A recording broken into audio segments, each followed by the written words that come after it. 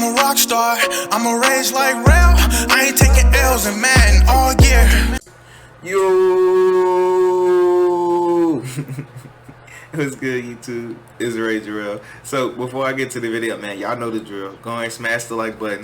Go ahead and sub and turn those post notifications on. So before I get to the video, man, make sure you check the description for my prices for my personal ebooks, because I've been having a whole lot of people hit me up about them. So if you want one, man, go ahead and hit me up. And if you don't really know what it is, I'll be glad to mention it to you. I don't want to mention it in this video, but if you want a quick sum up, it's basically what you're about to see me go do right now, but with any formation that you want, whether that be offense or defense. So let's go and hop into today's video. So for the video right here, I'll be showing you how I like to stop pretty much every single I form.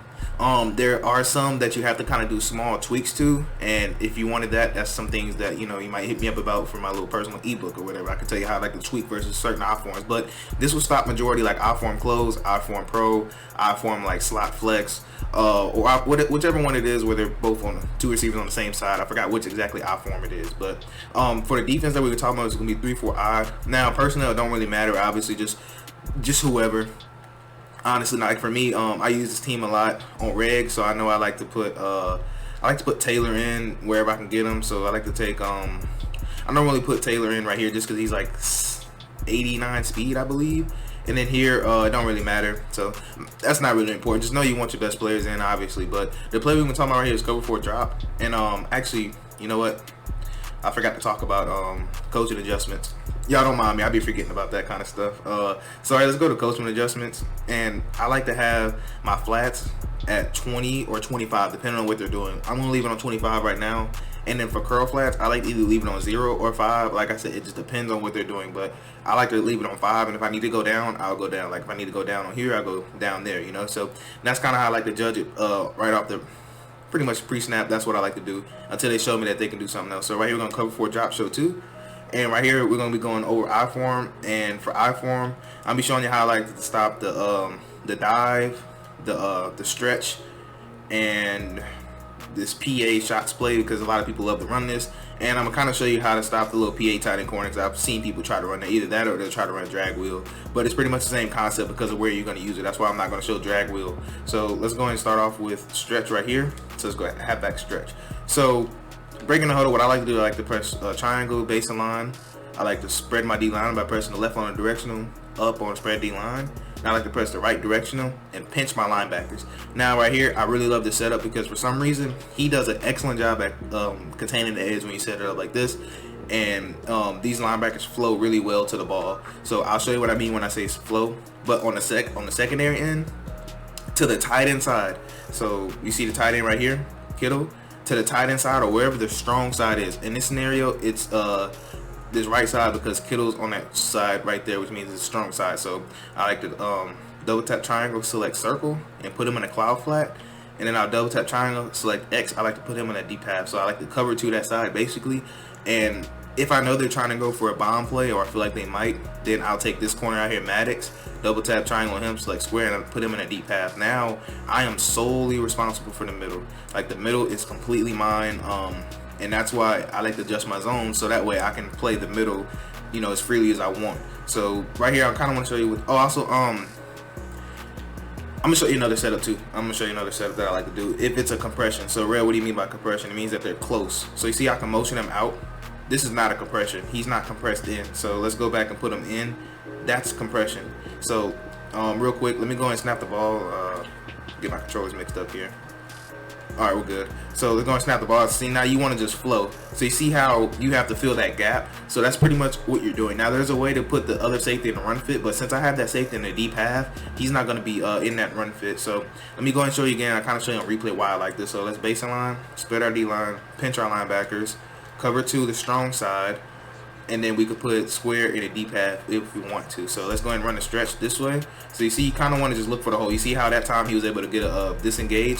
That'll happen most of the time where the running back will have to cut it up. It's rare that you'll get beat on the outside using this particular setup right here. So this is what I'll show you in the replay. So watch how these linebackers flow. This is what I mean by flow. So they're going to try to go find the gaps, and then he's going to try to work over the top to find the gap, which means that and your user's coming too, so you're just trying to look for the open gap yourself and clean up. And a lot of times you get a block shed. You see how he keeps his outside free, he tries to. He ends up throwing off George Kittle, which is actually a really good run blocker, and he's able to make the play. So that's why I really like this. Now, I want to kind of show you a different setup before I get into the pass plays and coverages. Now, for the pass plays and coverages, I'm not going to show the second setup I'm about to show you because this one's if you know they're running the ball. So if you know for a fact they're running the ball, I like the baseline, then I like the press, and now I like to take both my corners, and I put both my corners in cloud flats. Remember, our cloud flats are paying at 25. And honestly, you might think you can get beaten on the streak right here. So actually, I'm just gonna show you this real quick. I said I wasn't gonna do no pass plays, but I need to show you this because I know you probably like, can't they just quick throw that to square or circle? So let me show you. I'm gonna do double streak routes like this. So look at that. Look how they turn and run with that. You see how you can't even throw that outside wide because they're sitting right there. So don't be afraid to use coverages like that if they're compressed inside. That's only if they're compressed inside. So let me show you what that looks like versus the run real quick. So remember, baseline press. And you can still do the same setup. Spread your D line, pinch your linebackers like this, and now put both your corners in clouds. Now, if they motion a receiver out, then you need to go ahead and fix that because you'll probably get beat on the streak that way. I'm not gonna try it. I mean, you can go lab it up yourself, but normally when they motion that out, I like to just fix it because I don't want to play around with EA like that. So you can either use it right here, but just understand that if he runs any route, you have to run with him, or you can use it on linebacker and you don't have to worry about that. So it's just up to you right here. So let's go and snap the ball. So watch how our safety shoots in the run fit now, and now you see how our corners in the run fit too. So you just want to work over the top just to make sure. I'll go in replay mode really quick just to show you. So right here, you see we snap the ball. Look at our safety. So now that our safety is not in a deep path, he's in the run fit. So that's why he shoots down immediately. So he's going to take on him, and he's free. You see? So he's going to become your outside defender. And in the game, most of the time they'll actually come down and do what they're supposed to do. But sometimes they don't. And you see you're still working over the top as your user. You see there's just nowhere to go, So the running back can't cut this inside. There's nowhere to go. If he tried to cut that in this gap, you're coming right here in that gap. So there's just almost nowhere to go. He still keeps his outside free.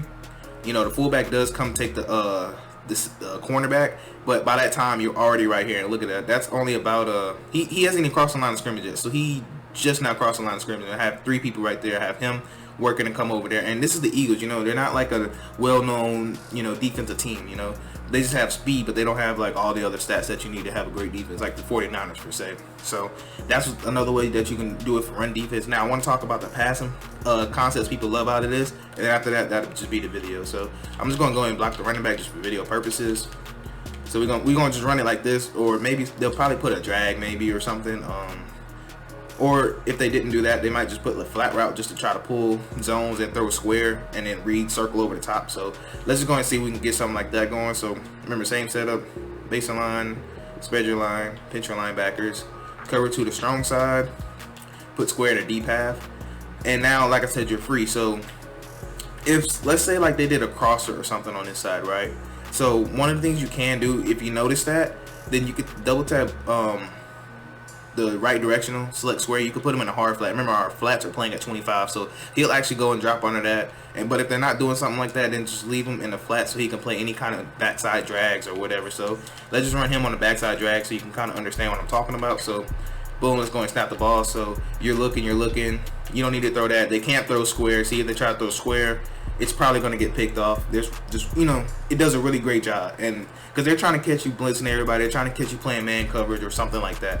So that's one thing they'll probably try to do. And let's go back to it. If they have the 49ers, like I said, it's even great if they try to do like a little tight end post or something, try to get like a little double post action with the, backside post coming. So let me show you what we do against that. Literally just same thing. That's why you're deep. So this defense is designed for you to play deep. You don't have to worry about nothing short, nothing along the middle of the field. You're just responsible for deep. So let's go and snap the ball so I can show you. So what we're looking at. Okay, boom. I can go run oops. Okay, so if they do something like that, then you need to put dude in the 25. So let me just show that real quick because I just realized that I did not do that. So that'd be something like, you have to give up that X, and then you just have to know in the back of your mind, like, okay, I need to play defense like this more often. So let's go ahead and baseline, pinch, do the same setup, cover to the side. Now, this is why I said, like, you can put square in a hard, like he'll play at 25. And then now let's say if we try to do the same thing again. So say like they just hit you with that, right? Because one defensive adjustment is not going to stop every single possible route combo somebody could do. But I'm just kind of showing you some answers, you know. So say they were doing that. Say like, and not everybody has a tight end apprentice. I'm just showing you like utilizing this offense at its max, pretty much, with somebody doing this with a tight end apprentice under this formation. So right here, like I said, we can put them in a hard flat, and now you're still responsible for deep. So let's go and snap the ball. So watch that quote unquote hard flat. You see how now he's right in that window, and so now that's not open. So that's kind of like what I mean. You want to kind of see what your opponent's doing. If he has a route apprentice tight end, then that's something you need to be aware of. So that's kind of like the things that I like to do out of this. And real quick, last thing I'll touch on is halfback dive, because I did say I would touch on that just really fast. So we're gonna do the same exact setup, baseline, pinch, all that stuff. Y'all should know it by now. It's in the description as well for the timestamps. So let's go and snap the ball. So you can see right here, you're just looking for the hole. And a lot of times you will get a shoot. You will get the outside linebacker to shoot in. And I'll go ahead and show you a replay on that. And then after that, that's pretty much going to be the video, because I don't want this to be a super, super long video. And let's go and look at it, though. You see how right here, just miscommunication pretty much. So the receiver is supposed to be targeting the outside linebacker. And because of where he's aligned at, he'll never get there. He'll never ever get there. You see, he's able just to go straight. Now, I'm not gonna sit here and say this happens every time. No, this is not gonna happen every time. Don't expect that to happen every time. Let me see how I run it one more time, just for consistency's sake. So, boom, we're set up right here. It's going to go to halfback dive. I'll show you defense real quick. We're set up. So now you just want to look for the field hole. So where is it at? Oh wow, okay. But you see, we have like 2-3 people in the backfield, but that's you can't control that. That's just EA at that point. But right here, I'll just let you take a look at it real quick so you can understand. It's not consistently, but that does happen sometimes where a dude does sneak in there. So right here, look at this play. They actually did target him. So it just depends, honestly. So right here, even though he targets him, he's gonna come on him. And so now you see the gap right here. So this will be kind of your gap. That's why I kind of ran that way, because I want to read it. But you see now the running back changed and went straight. So I'm just matching the path of the running back pretty much. And like I said, I can't I can't control that or whatever. But you know, that's EA for you though. But hey, this is what we got to deal with, bro. But appreciate y'all checking out my video, man. That's pretty much gonna be it. Let me know if you got any questions or anything. If you want any of the personal ebooks, hit me up about it on any of my social media links in the description. So y'all have a blessed day. I'm Ray Drill, and I'm out.